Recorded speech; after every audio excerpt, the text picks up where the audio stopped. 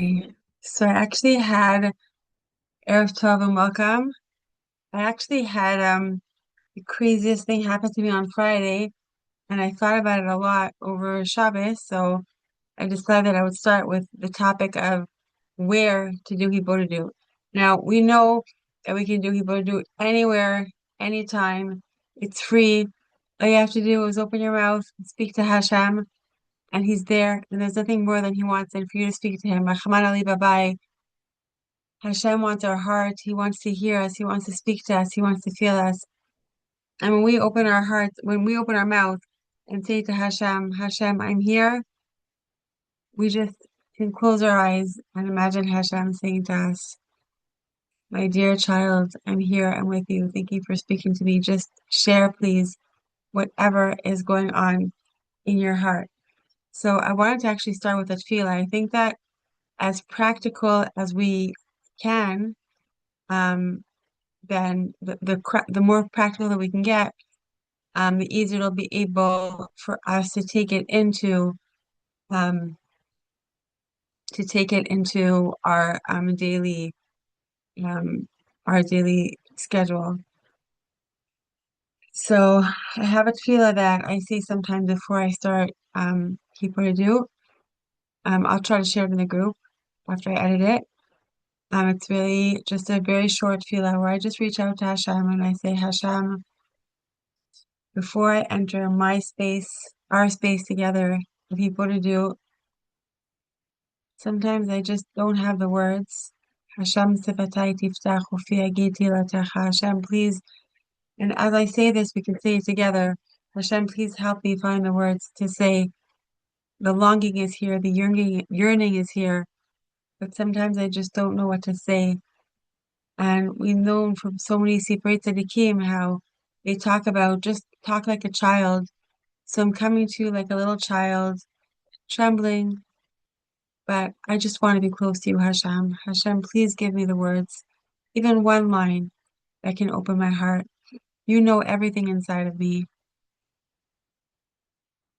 You know my words before I even say them. Please, Hashem, help me open my lips and just speak to you. Hashem, please give me the courage to share with you what's hurting, what needs healing, to be grateful.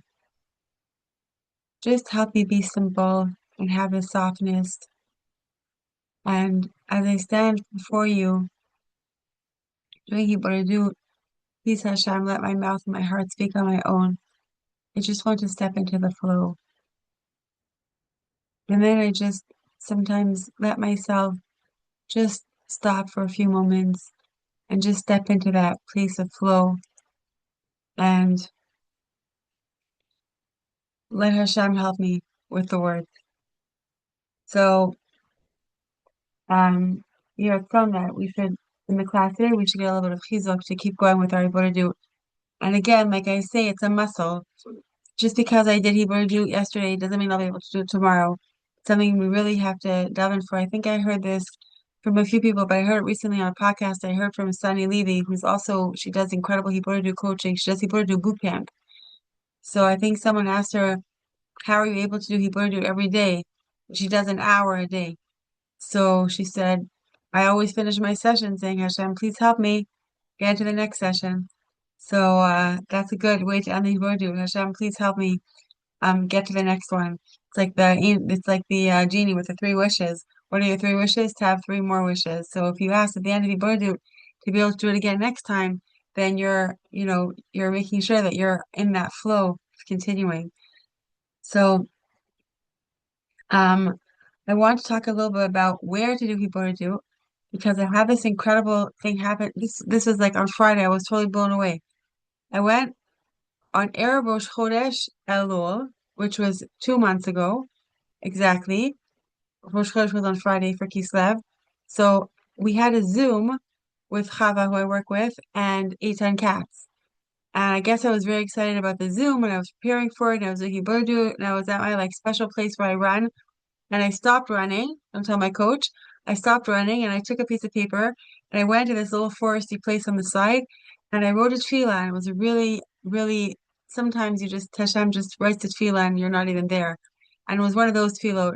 And I was very, very inspired by Eitan Katz's song, Avinu Malkeinu Emanu Melech Ela Ata. It's like getting into the whole Elul, the whole feeling of going into Elul and feeling connected and making Hashem your father and your king and where are you and feeling Hashem and just wanting to feel Hashem's presence. It's a beautiful song. If you look it up on Spotify, Eitan Katz, Avinu Malkeinu, it's a beautiful, beautiful, it's the Chabad Nigun. So I was so inspired by it. I even actually took a video of the place that I was sitting with the song and I put it on my WhatsApp status.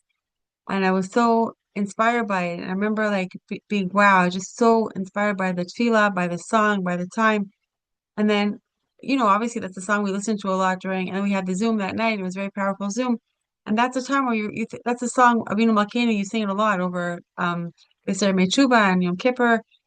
And then I was running again on Sunday and I put my earphones to listen to music. I was planning to listen to Rav Katz's Hallel when I was running. And then suddenly for some reason it just switched to Yehuda Katz's Slichot. It just switched by itself. My phone, phones do that. And then as I was passing that same spot, started playing Yehuda Katz singing Avinu Malkeinu Ein Lanu Melech Ata. And it was almost like I made this place. This is my place. And now as I'm passing this exact place again, Hashem is helping me tap into that energy that I'd had 2 months ago. And I was like blown away. I was like, how could that be? And it just switched by itself and went to that song. And then I was like, in my spaced out, sometimes my hitbodedut is spaced out. Sometimes I'm very focused and sometimes I'm spaced out. And then it was a hard run. It was very, very hot. Like, I don't know if anyone remembers 2 weeks, like last week on Shabbos, it was like crazy rain. And then suddenly this Friday, I wasn't even paying attention. It was like chamsin. So I was running. It was like a hard run. So I actually cut my run short, turned around, and I finally found Hallel again. And then as I was passing the same spot, exact same spot, suddenly I didn't even remember that Rabbi Katz had sung it. He sang that tune during Hallel as I was passing the same spot.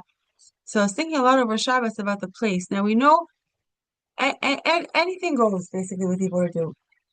Once I take time, we spoke about I think in the first class we spoke about there's like an inner hitbodedut and an outer hitbodedut, where you can go physically go to a place that's out of your setting or a special place and a place where you're by yourself and you're by yourself and you talk to Hashem. And then there's doing the hitbodedut where you're standing in the grocery line at the store and you have a long line. And instead of looking, I'm talking to myself now, instead of looking at my phone, I just kind of tune into hitbodedut. And that's something that's very, very internal. No one knows what I'm doing. And there's lots of people around me, but I'm there building that relationship with Hashem. So there's like a more external in terms of the physical, and then there's an internal where it's just me and Hashem, but there could be all kinds of people around me. But sometimes, and everything goes, but and then there's also talking to Hashem, like saying, please Hashem, the joke about please Hashem, help me find a parking spot, help me find a parking spot. And then you find a parking spot, like, oh no, I figured it out myself. But there's the constant talk to Hashem during the day. I'm going to make a salad. Hashem, please help me make this salad. Please help it go quickly. Please help it be yummy for my family. Whatever task we do, if we ask it, if we speak to Hashem as we do the tasks, and that's an opportunity throughout the day to keep building our relationship with Hashem. But then there's the other hitbodedut where I take time out of my day. I'm not necessarily doing anything else. It could be I'm doing something like mundane, like washing the dishes or folding laundry, but something that really, really, really doesn't need any brain. I just obviously there might be a better level, it might be a higher level to not be doing anything, but we have to be practical. I said this in the first class. I'll probably say it every class about how we can go to the forest to do hitbodedut, but we don't want the mold to come to our sink. We don't want the forest to come to our sink. So we have to be very, very practical when we set aside time to do hitbodedut as women who are often very busy, Baruch Hashem. But let's say you take that time and it's just that time where even if you're doing something small while you're doing it, but you're really focusing on talking to Hashem and really sharing your feelings with Hashem and saying, Hashem, this is going on in my life now. I want to share it with you. I want to tell you what's going on. This is really exciting. This happened to me. I'm worried about this. Really just having that conversation where I'm just sharing what is going on in my life. It's called in the 18 steps of hitbodedut that we didn't discuss yet. It's a word that's hard for me to say, so I'm going to look it up exactly. It's I always get stuck with this word. It's Am Talaot הם בירורים ופירושים למעשה האדם. הם גם נחלים כחלק מהתפילה וגם התנצלות ופיוס עם השם. It's a kind of tefillah, it's a part of tefillah. We're just sharing with Hashem what's going on, the ups and the downs, the depths and the weaknesses.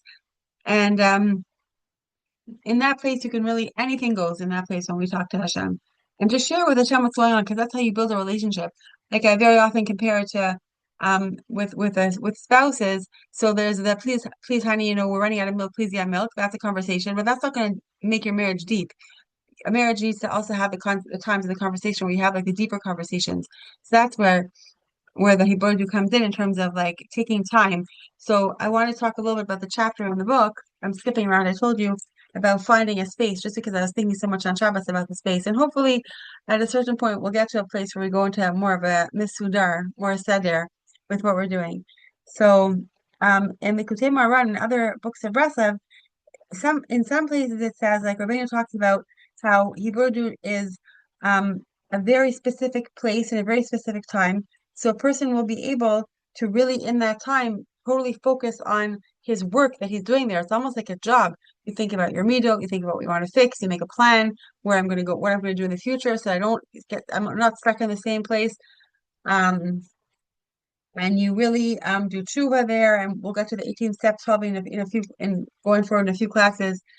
And and then there's so right, so that's in Torah Nun Bet in the Kutei Maran. And it seems like that's a place where you can really maximize your hitbodedut and your dveikus to Hashem because you're really in that special place and doing your hitbodedut. And then it says that dafka hitbodedut should be michutz la'yeshuv b'derech yechidi, outside where people live, even a place from where people walk. That's like, and here he's saying like not even a path in a park or a place where people occasionally go. And this, I remember when I was learning this, when I learned this the first time from the hitbodedut shirim. So I remember I was living then in Natzvot Elite, and that was a time I had a set time then to do hitbodedut, and that was a time when I used to do it at night, and there was like a special road there that I would go walking in, and it was a road that was obviously not uninhabited, but it was a little bit off the beaten track, and that was a place where I would go back and forth. It was like it was not flat. It was like very hilly, but it was like outside Natzvot Elite towards I guess I don't know whatever where the Arab city was in that where the Arabs lived there. So like I would go. It was safe, Dory. I would go in that place, and it was like maybe my davening was stronger there because there were so many Arabs. But no, but it was like in Natzvot Elite, but it was like outside of the city, and there was a place, and I remember when Rabbi was saying, I was like, I'm in this place. It's nighttime. There's definitely less voices in the air here than in the city. Like I wasn't even really going out of the city. I was just going a little bit out, and it's nighttime, and that's why I think one of the things that Breslevers often talk about like tikkun chatzot, like around that time of tikkun chatzot at night, in the middle of the night, to talk to Hashem, because there's just less voices. Like the air is clearer then. And then when the air is clearer, then you have much less distractions. And then it's easier to get to a place where you can settle your mind. So again, I think it's hard. I'm assuming it's hard for many people to just take time every night, very late at night, and that's the time to talk to Hashem. But these are things like I really think that I would suggest and offer to change it up and to try out to see what works for you. How does it feel to go to a field and talk to Hashem if you have the opportunity to go to a field near your house? How does it feel to take a special corner in your house? That's another option that Rebbe Nachman says. Just I actually did it. Maybe you could see it now. I have this background on. I lost everything. But well whatever, it's probably messy. But I have this like little space that I made in my house where that's like my davening space, that's my hitbodedut spot. Nobody else really goes there unless we're looking for the washing machine, which nobody really does except for me. And it's just like this like little area that I have, and I put some pictures there, and I put some curtains there, and I put a picture of the base of Mikdash, and I have this like little corner. And so even though I do have the opportunity to go to field, I just like this is my place where I can just my like safe place. And then it's kind of like when you learn like NLP, they teach you about having an anchor. So it's almost like my anchor because when I go there, it's like a little bit of a hack to go quickly into my semi yeshuva dat, where I could just step into talking to Hashem. So that's what he's talking about, the different opportunities, the different ways of finding places. Um, so basically what he's saying in the book here is that even if you go to a place in the middle of the night and no one's present, since, oh, sorry, he was saying actually here that even if you go to a place at night, that's what I was thinking, because I was a place where I was totally by myself. But he says if you're in a place where no one's present, since during the day people are there, there remains like a kind of residue of speech there. And how long does that last? I don't know. I don't know. But it could be that it's nice to find. That's why when the time Rebbe Nachman, they would go to the field, they would go find places where there really was nobody. And um, I've been in places where there's really no one and no one's been there, and you can tell a difference in the air there. There's definitely like a little bit of a difference in the air of that place you could have Yeshuva dat. But I think that we have to be realistic. I'll go back to always being realistic, and I think that we can totally try to tap into it at places where we feel, even though there's a lot of voices in the air, we can try to meet gather on that and go up and have that connection. Of course,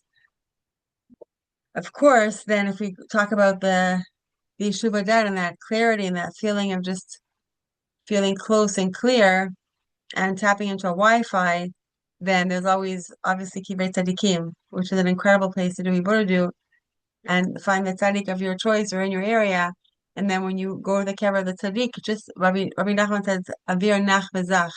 There's this just like nach v'zach. I don't know how to translate it, but it's just this like clarity and calming, and you just feel you can tap into the energy of the tzaddik. And that's a whole other story about davening kibbutz tzaddikim, just for our own clarity and Yeshuva dat. That's a place that can help you get to the Yeshuva dat.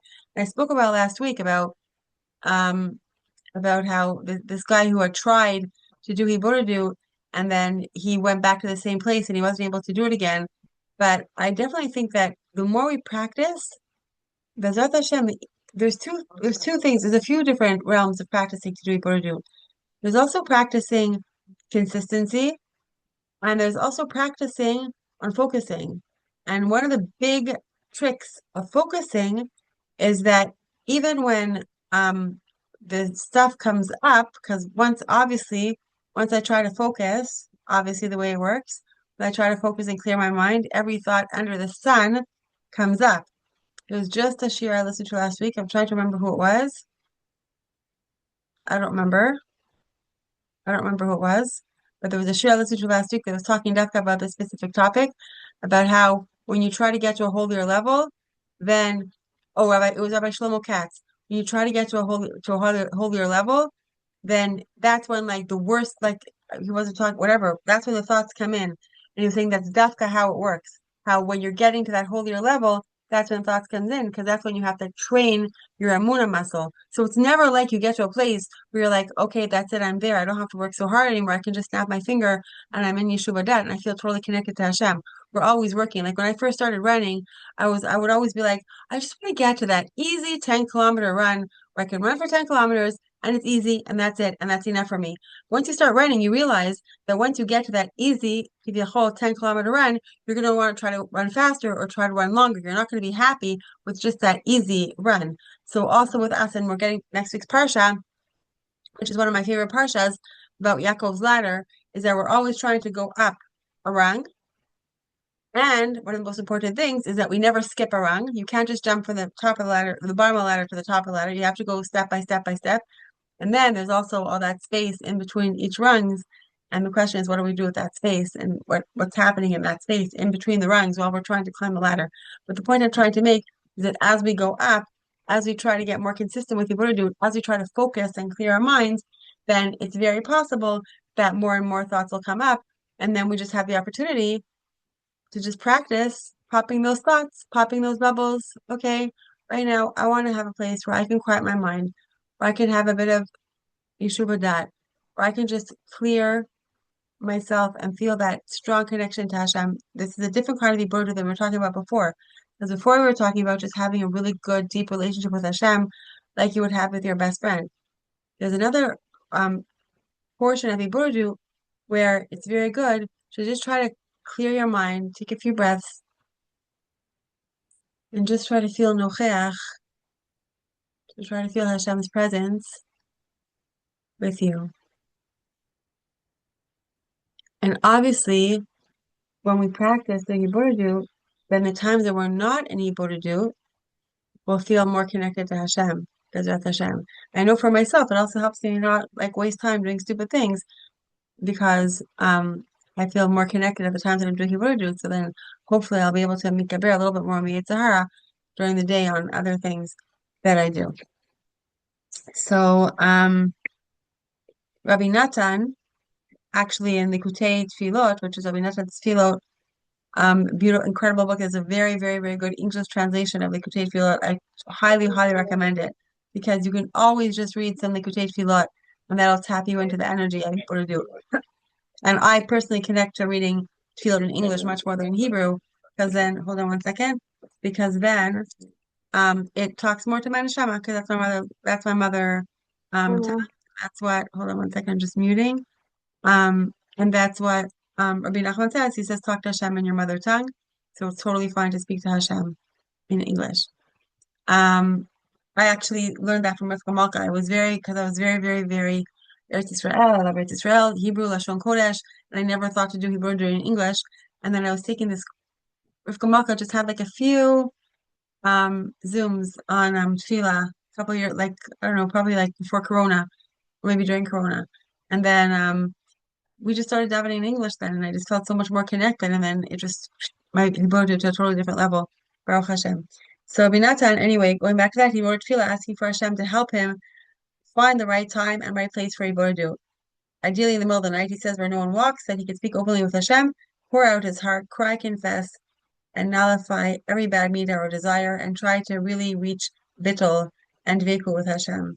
And he would daven b'dav kabo to cleave to Hashem, which is the tachlis of what we're here for, is to really be cleaving to Hashem.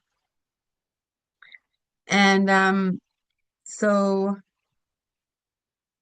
yeah, I would think that at the end of hitbodedut, it's a very good idea to also take a few minutes to thank Hashem that we were able to do it. Thank you, Hashem, that I showed up. Thank you, Hashem, that I'm here. And please, Hashem, help me show up next time. So, like I said, we're going to do a bit of a shorter class today, but I did prepare a short meditation for the end. So, B'ezrat Hashem, and I think next week we'll start B'ezrat Hashem with the 18 different types of hitbodedut that there are that Rav Carmel brings in. You know, something very interesting about Rav Carmel about the different stages of hitbodedut or it's not levels or stages, it's just different types of hitbodedut. That some of them he says are totally optional.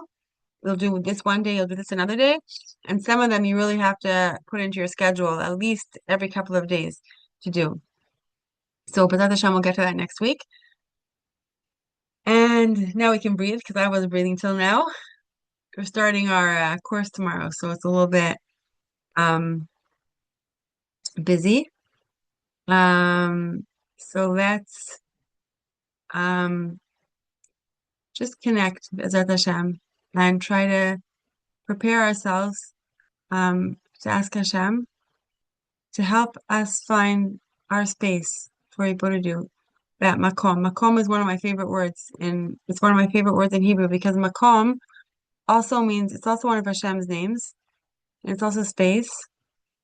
And I think when you have two people in a relationship, then what goes on in the space between them, that's where the Shekhinah is. And so when I speak to you, even now, even though we're on Zoom, and some people are in Eretz Israel and some people are not here yet, but the space in between, and even if we're on Zoom, that's where the Shekhinah is. And whatever words go into that space, whatever energy go into that space, that's the Kodesh Kodashim. And it's like that really in many different relationships. And it can be, I mean, I'm not gonna, obviously a relationship in the family, in the home, is real Kodesh Kodashim. But also, you know, what are you putting into that space when I'll go back to the supermarket again. What are you putting in that space when you put your groceries through the when the cashier is pricing the groceries, like what are you putting in that space there? Are you putting simcha? Are you putting happiness? Are you putting gratitude for the person sitting behind the counter who has a very, very difficult job? So I think that Makom space, Shechina, it's really one of my, and the cards that I made, like one of the first things that I asked the ChatGPT, who helped me create the cards, was please make a feeling of space in all the images. I think that that comes through very well because when you have space, and it's a hack for getting B'ezrat Hashem more Yeshuva depth. So I invite you to take a moment. You could close your eyes if you would like, and just tap into your neshama, and your neshima, your soul and your breath. And together, all of us who are here now, thank you for coming. And anyone who's going to watch this later,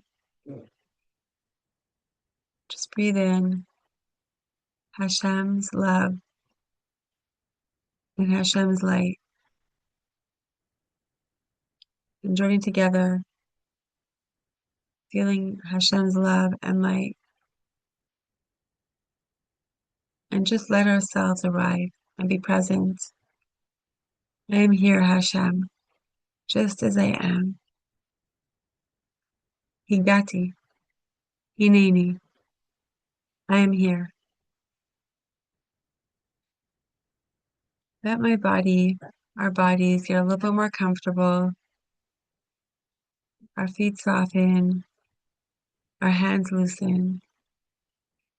As we notice our breath, inhale and exhale. Inhale and exhale. And with every breath, I whisper inside, Hashem, I am with you. Hineni. And I remember the biggest gift that I have is that I can speak to you, Hashem. That I can stand before you, the creator, master of the world, who sustains everything at every moment. Thank you, Hashem, that I can speak to you. Please, Hashem, help me find my place for hitbodedut. In our mind's eye, we can look around our lives. Maybe see a small room or a corner in our house or a chair by the window, park bench, or a field with whispering grass. I don't judge myself.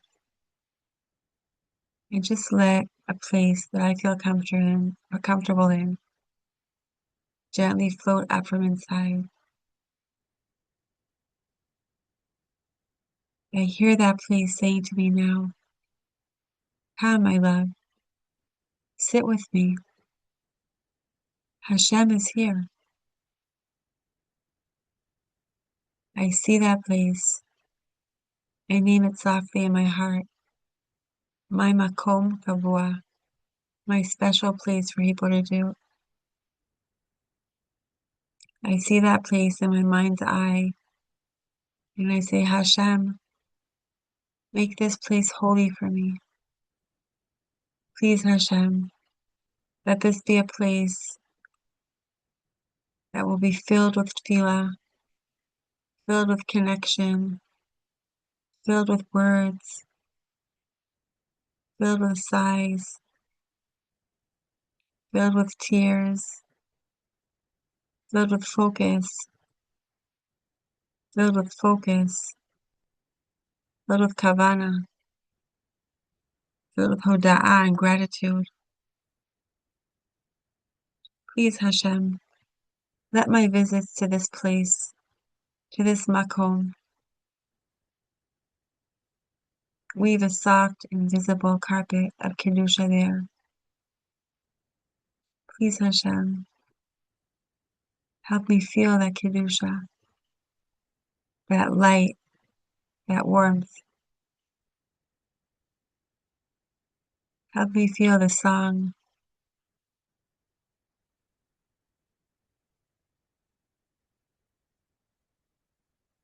Help the space lift my tefillot up to you.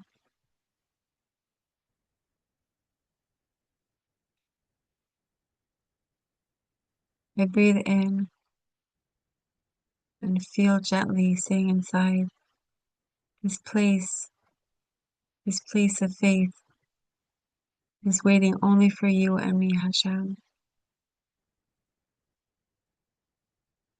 And I see myself walking to that place slowly and entering that place, that safe place. And I let the awareness move deeper from the walls around me, from the walls inside me. Hashem, I am here. Hineni. Show me the chamber. Show me the cheder pnimi. Havi ani amelech chadarav. Please, Hashem, bring me into that place, to your place, to my heart, that little Beis Hamikdash in my own heart. Imagine a little door inside my heart, right in the center. On this door, in my mind's eye, is a beautiful little sign that says, private room, for me and Hashem only. And I see that door opening in my heart. And inside this room, inside my heart, there is no noise, no screens, no demands, no expectations, no stress, only a soft light, a warm light, gentle, safe. Hashem, I feel your presence here, closer than close, closer than my own thoughts. Here in this inner place, I don't need to perform. I love you, Hashem.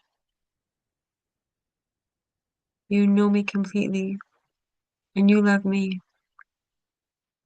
And in this place, I open myself up, Hashem, to feel your love. I feel your love, Hashem. I feel any blockages that are preventing me from feeling your love just melt away. I feel your warmth. I feel your love. I know you will love me forever. Hashem, this is my place with you. Inhale, exhale. I feel you so close to me.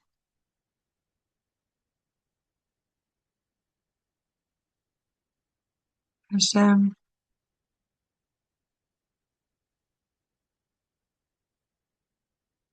every time I want to speak to you, please help me connect to this place of connection. Please, Hashem, help me have the chiyut to have a place for hitbodedut, and help me feel connected to you. Teach me how to speak in simple words, like a child speaking to a parent.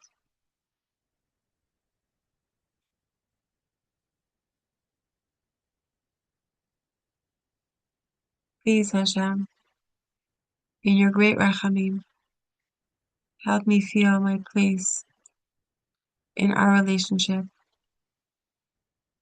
Thank you, Hashem. I feel so close to you. I feel so connected to you, Hashem.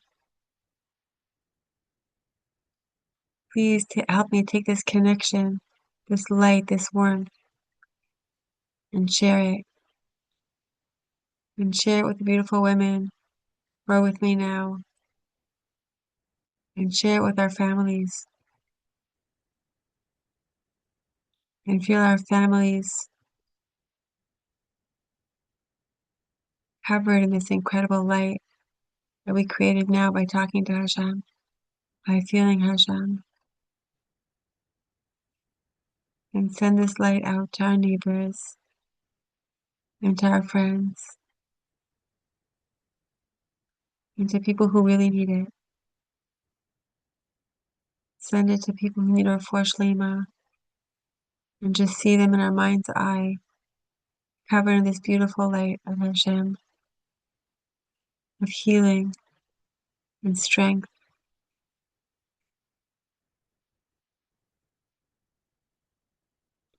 When we become more connected to Hashem, we elevate the vibration of connection to Hashem in the world, and more of Hashem's light is revealed in the world. And see that light coming and shining in the world, bringing out more warmth, more light, more emunah,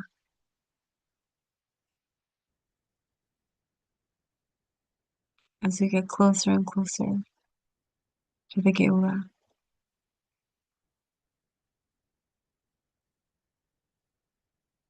I invite you to put your hand on your heart and to hold that energy in our hearts, so we can always tap into it and connect and share. When you're ready, open your eyes, come back,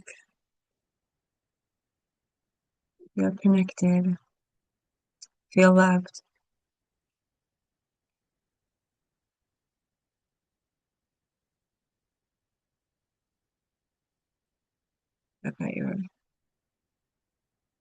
Okay, beautiful ladies, beautiful friends. Have a beautiful, beautiful night. Thank you for joining. And I'm ready to dance together in the base of Mikdash very soon. Very soon. Laila Tov.